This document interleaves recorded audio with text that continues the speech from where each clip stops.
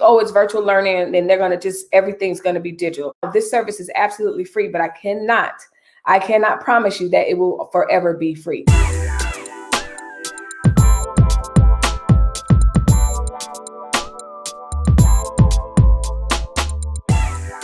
Hey, welcome back. It's Melissa here with another video in the Homeschool 101. Help me get ready for this virtual learning video. You've read the title. You already know what we're going to be talking about. But before we jump into the video, let's get down to business.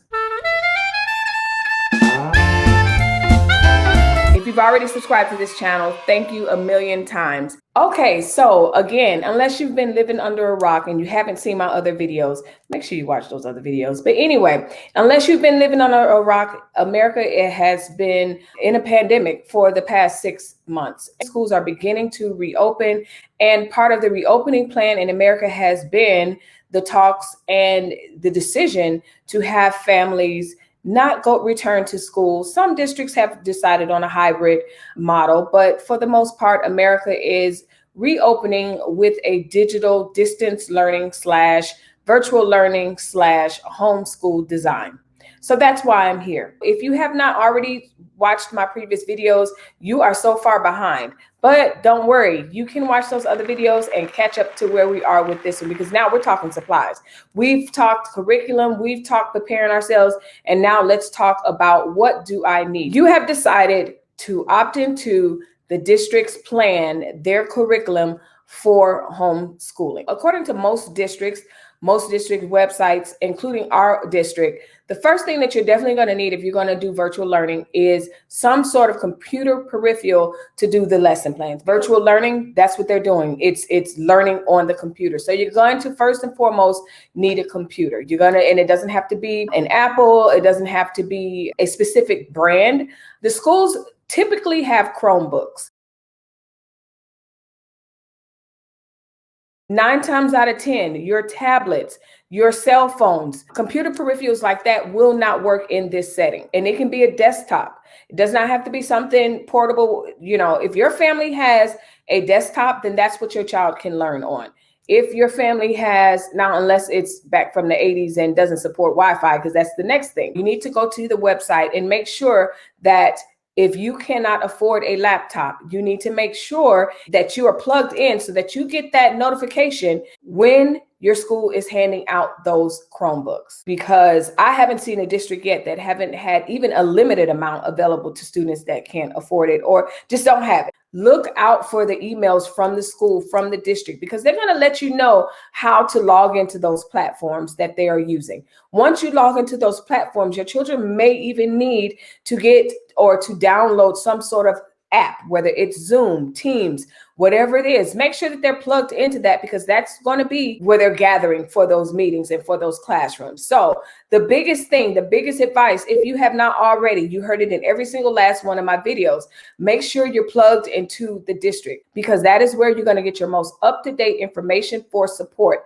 from your school. If you need a computer, if you need, and that's not even something that's a bad thing. I'm not saying need as in, you know, because you may have multiple children.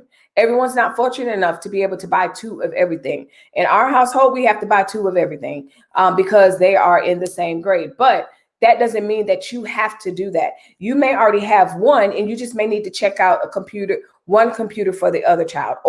Because listen, everyone from elementary school all the way up to high school, and really some college students are not going back to college. So I'm not saying that it's feasible for you to be able to go out and buy 6 laptops because you have 6 kids in all ranges of their education. So don't be ashamed. Don't be embarrassed to connect with the school to find out, okay, what is it that I need? When is the district going to distribute the laptops? Do they have Wi-Fi hotspots available? These are all questions that can be answered on your district's web page. And if they have not already began to have that conversation, just be patient, make a mental note. Melissa said to do that, check back all the time, because you guys may start later than we do, because we're starting tomorrow. So our kids are starting tomorrow. We've already went through all of this. We went out and purchased whatever we needed to purchase a couple of weeks ago. And it wasn't much because They pretty much had everything that they needed. But anyway, with that being said, leave a comment down below if you have any additional questions. Again, my email address will be linked down below if you have any questions. I'm already working several families through this step-by-step process of how to begin homeschooling. I'm helping them look up curriculum. I'm going through this holding their hand step by step, and I can do the same thing for you. The second thing they're going to need is a secure Wi-Fi, dependable, fast Wi-Fi to support the learning. And you're going to need that. In our home, several of us are content creators.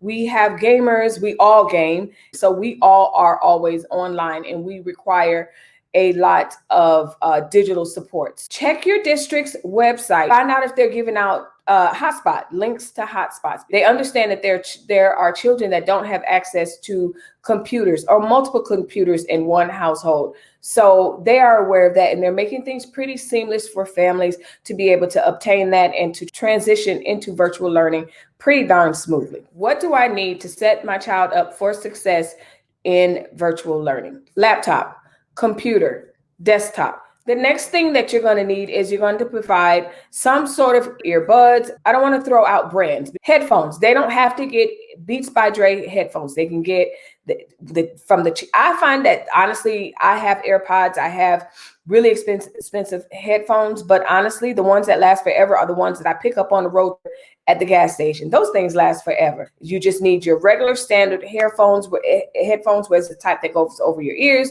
the kinds that go wireless in your ears. That is what's generally required as far as supplies are concerned. As far as what the school is going to require your child, as far as attendance, checking in, I know that our district has sent out emails and guidelines as to what's going to be expected. They sent out a bell schedule, all those things. So that is something that you're going to continue to look to your district for support. So from that point, regardless of whether you are virtual learning or homeschool, your supplies are going to be the same.